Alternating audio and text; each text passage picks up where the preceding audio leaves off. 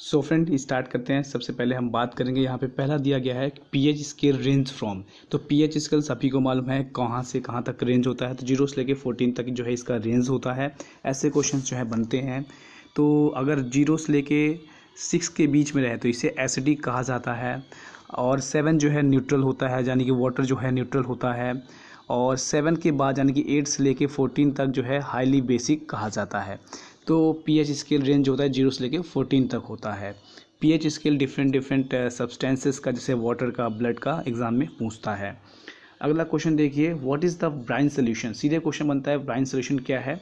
तो Bryan solution जो है एक्सेस सॉल्ट ऑफ वाटर को ब्राइन सोल्यूशन कहा जाता है।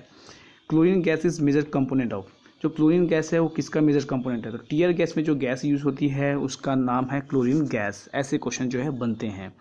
Which gas is used in bulb. जो हमारे बल्ब होते हैं उसमें कौन सी गैस यूज़ होती है, तो उसमें जो है आपकी ऑर्गन गैस यूज़ होती है। अगला देखिए कि पूछा गया है कि जो सोडियम बाइकार्बोनेट है उसका केमिकल नेम क्या है। तो सोडियम जो बाइकार्बोनेट है वो बेकिंग सोडा का नाम है। अच्छा, एक में कन्फ्यूजन होता है, एक होता है सोडियम कार्बोनेट, ठीक है, सोडियम कार्बोनेट। तो सोडियम कार्बोनेट जो है वॉशिंग सोडा कहते हैं। तो आप ऐसे इसको ध्यान रख सकते हैं। देखिए, सोडियम बाइकार्बोनेट में बाई आता है तो बाई फॉर बेसिक सोडा। अगर सोडियम कार्बोनेट आता है तो वॉशिंग सोडा। ऐसे जो है आप याद रख सकते हैं।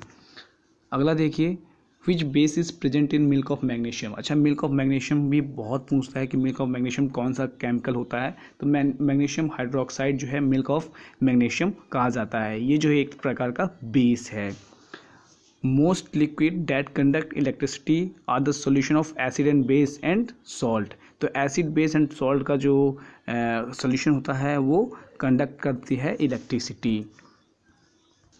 अगला वन लाइनर देखिए क्या पूछा है कि if we open a bottle of perfume it smells spread in the entire room within a short time due to the process of. तो ये जो शॉर्ट टाइम में जो स्मेल है परफ्यूम की पूरे हर जगह जो है स्प्रेड हो जाती है, किस कारण की वजह से, किस प्रोसेस की वजह से। तो ये जो है डिफ्यूजन प्रोसेस होता है, उसकी वजह से जो है स्मेल जो है पूरे ऑल ओवर रूम में जो है फैल जाती है परफ्यूम की। The element of group 18। देखिए यहाँ पे ग्रुप 18 का एलिमेंट पूछ लिया है। तो जितने भी ग्रुप 18 पीरियोडिक टेबल में है उसमें सारे ग्रुप 18 में जो है नोबल गैसेस हैं। नोबल गैस वो होती है जो रिएक्ट नहीं करती, जैसे आपका हीलियम, नियॉन, ऑर्गन, जेनॉन, ये सारे जो है नोबल गैसेस है। Carbon dioxide turns lime water milky.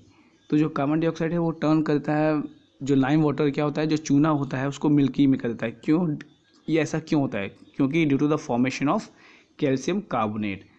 तो इस प्रकार के ऑप्शन जो है आपको मिलेंगे, तो उसका राइट आंसर जो है आपको यही सब टिक करना है। ये क्वेश्चन जितने भी मैं यहाँ पे डिस्कस कर रहा हूँ ये सारे क्वेश्चन आए हुए एग्जाम में हैं।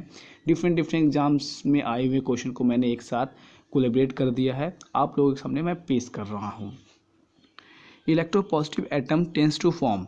जो इलेक्ट्रोपॉजिटिव एटम है tends to form positive ion. बढ़ते हैं अगले क्वेश्चन की ओर। तो for fire extinguisher we use. जो फायर बुझाने के लिए जो एक्सटिंग्विशर यूज़ होता है उसमें कौन सी गैस यूज़ होती है। तो उसमें जो है कार्बन डाइऑक्साइड यूज़ होती है। अच्छा, कार्बन डाइऑक्साइड, एक ड्राई आइस भी पूछते हैं कि ड्राई आइस जो है किसको कहते हैं। तो ड्राई आइस जो है कार्बन डाइऑक्साइड को कहते हैं, ठीक है। The biggest reserve of thorium are in. तो थोरियम का सबसे ज़्यादा बिगेस्ट रिजर्व कहाँ पे है? इंडिया में है, पूरे वर्ल्ड में। Chemical name of quartz. Quartz का केमिकल नेम पूछ लिया है, तो सोडियम सिलिकेट जो है क्वार्ट्स का केमिकल नेम है।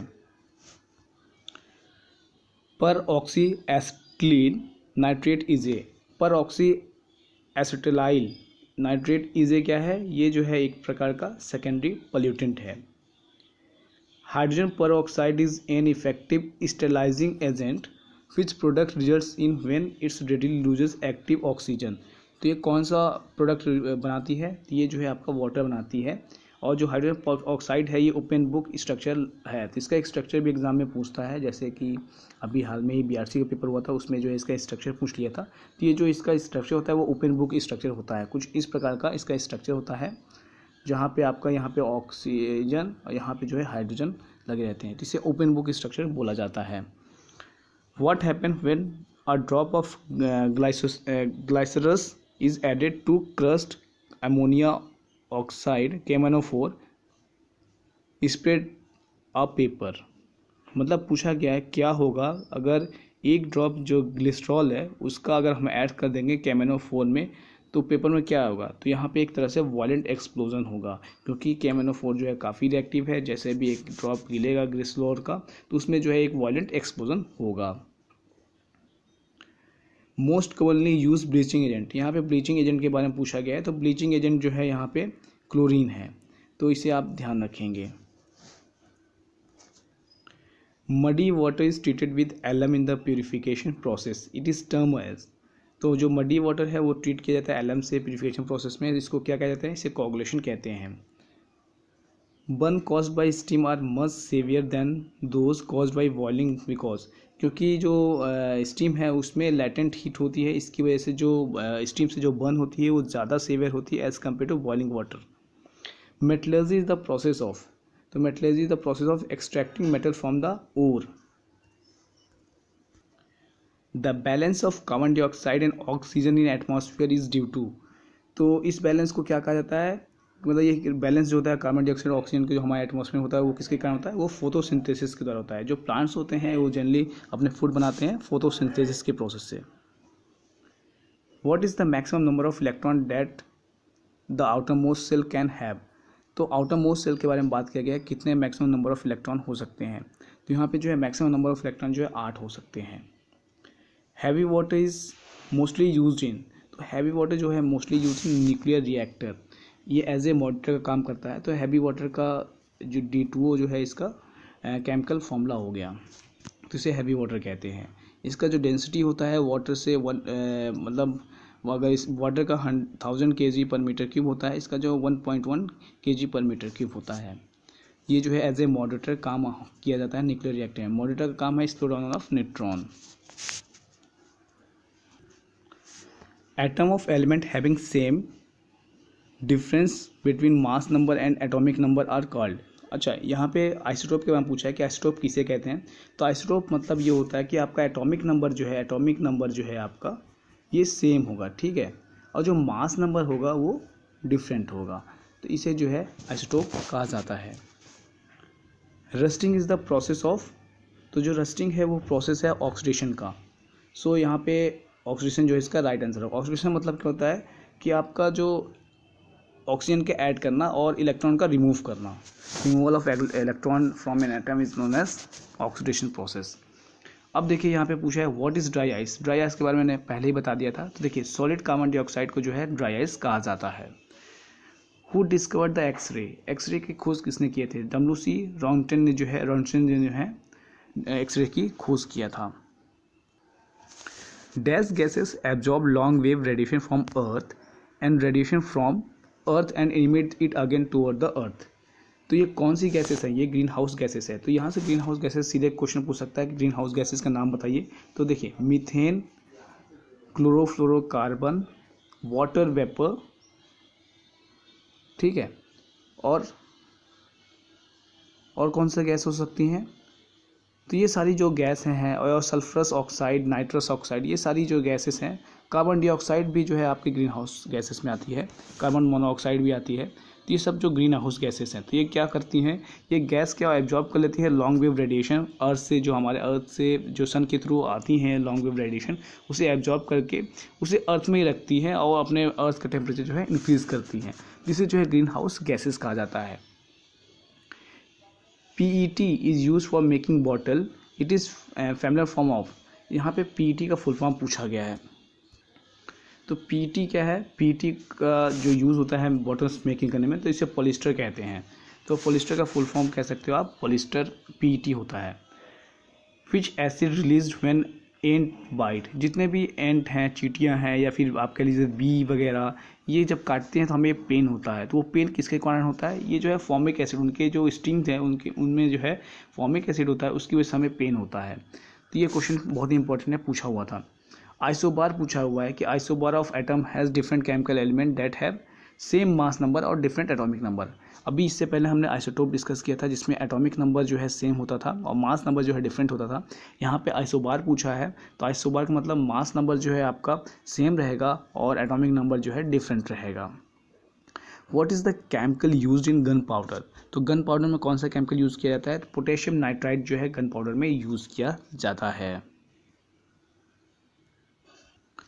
In nuclear reactor cadmium rod और यूज्ड है। तो यहाँ पे कैडमियम रॉड के बारे में बात किया गया है। तो कैडमियम रॉड जो होते हैं वो एट ए कंट्रोलर या फिर आप कह सकते हो एडजस्टर रॉड के लिए काम होते हैं। ये क्या करते हैं? न्यूट्रॉन को एडजस्ट करते हैं, मतलब एब्जॉर्ब करते हैं। तो इसे जो है न्यूक्लियर रिएक्टर में जो है ये कंट्रोलर का काम करते हैं कैडमियम। अभी इससे पहले हमने D2O के बारे में बात किया था। D2O जो है हैवी वाटर है। हैवी वाटर जो है एज ए मॉडरेटर काम करता है। मॉडरेटर क्या काम करता है? स्लो डाउन ऑफ न्यूट्रॉन काम करता है। In nuclear reactor graphite is use. तो ग्रेफाइट भी एज ए मॉडरेटर यूज होता है जो स्लो डाउन ऑफ न्यूट्रॉन करता है। Charge on proton is equal to the charge on positron. Positron क्या होता है? पॉजिटिव चार्ज होता है। तो इसी को यहाँ पे पूछा गया है कि जो प्रोटॉन होता है उसमें कौन सा चार्ज होता है? उसमें पॉजिट्रॉन चार्ज होता है। In modern periodic table while going from top to bottom in the group. यहाँ पे ग्रुप की बात किया गया है। तो कितने ग्रुप हैं हमारे पास? हमारे पास पीरियोडिक टेबल में 18 ग्रुप है और 7 पीरियड्स हैं। तो यहाँ पे बात किया जाए तो टॉप से बॉटम पे अगर आप जाओगे तो यहाँ पे क्या इंक्रीज करेगा? तो साइज ऑफ एटम जो है इंक्रीज करेगा। पीरियोडिक टेबल से भी बहुत सारे क्वेश्चन बनते हैं, तो पीरियोडिक टेबल को आप जरूर देखें। Underground water and water on the earth surface is called. तो underground water and water on the earth surface is called as hydrosphere. What happen when calcium oxide react with water? यहाँ पे calcium oxide जो है water से react करेगा तो क्या form करेगा? तो calcium hydroxide. Ethanol react with sodium leading to the evolution of which gases? यहाँ पे पूछा है कि जो इथनॉल है वो सोडियम से रिएक्ट करेगा तो कौन सी गैसेस इवॉल्व करेगा? तो हाइड्रोजन गैस जो है इवॉल्व होगा।